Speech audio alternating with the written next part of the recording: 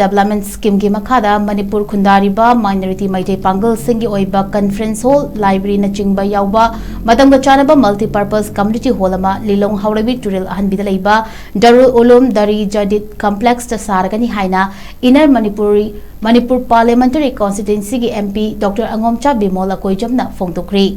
Wafam singasi MP BIMOL na India Alliance amadi miyanga loinana modern technology ga loinana sagadoriba multipurpose community hall sanganga sagadoriba mafam adu yengsilaba matungda phongdokhibani mahakna hai Manipur da khundariba MEITEI PANGAL singna tongan ba hiram kayada sijinaba yagadaba mawungda sagadaba hall asi handaki parliament session loibaga saba hognaba pandam thamli haiki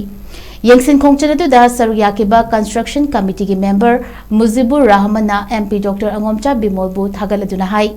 Manipur Khundariba MEITEI PANGAL Community asigi miyoi singna sijinaba yaba matamga chanaba multipurpose community hall ama athubada khudol tamlagani haina achet pathajaba piramli masigi damakta community asigi maut silaga thagat phongdokchari Lilong Kendra sida multipurpose hall ama talaitabagi awaba asi Ubiduna modern technology galoinana fit chamaga kun sangba humfu manga pakpa chauba fazaraba multipurpose community hall ama athubada uhalakani haina achet pathajaba piramle haiki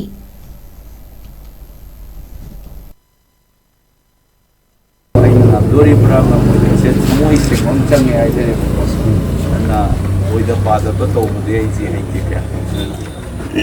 Lilong dai ki project ani masage sidai ne hek bot hek loiga Kan mawane already aina khalam baga disi gim khara owner ne kan aina modern ne nei sa je kenom sang moreli longa amma thawal ge na khin ge na khalam e district ki aina ma adu sina kona proposal la ko committee na haira ko de ge aina ha ma to ki so amma su asona kandama ara ki ga taw longa project ani mina dinga kan e su kamera Kaino Lilong Kendra Sumana Chobo project ani adari se akane this togum kokwa haita ana sigi su mayam ne yanre ko committee su sina pani haire ngonda ani pare de mafam dong tong gem si do finalize roga isu kok se mayam ne yek ko do katana i khudjam thingjen ga lebai se aina chang mafam de design ta ujai ju te auxel ga nai ju cinema drama ta Lilong gi hek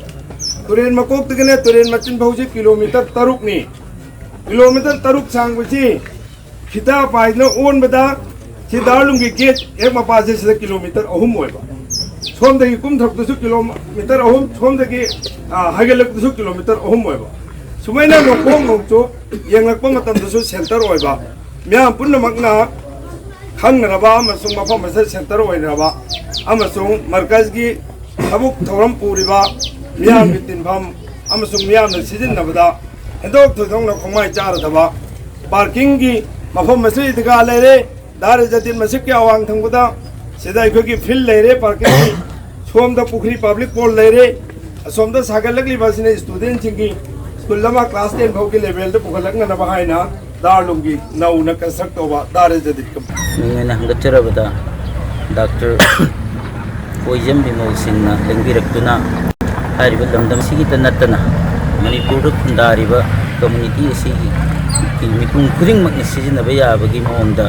multipurpose hall ama mafam asida khudol tambiragani athubada jatra tawragani haina miyamgi mafamda chet pathajabi thajaba ma pibirambasi Lilong praja singna Manipur da leibiriba MEITEI PANGAL khunai amasung Manipur masapumda leibiriba praja miyamgi mahut sinjaraga thoido hendongna Thagat pa phongdokchabaga loinana yamna chet pathajaba amasung asa amaga loinana ikoina athuba matamda hairiba multipurpose hall ase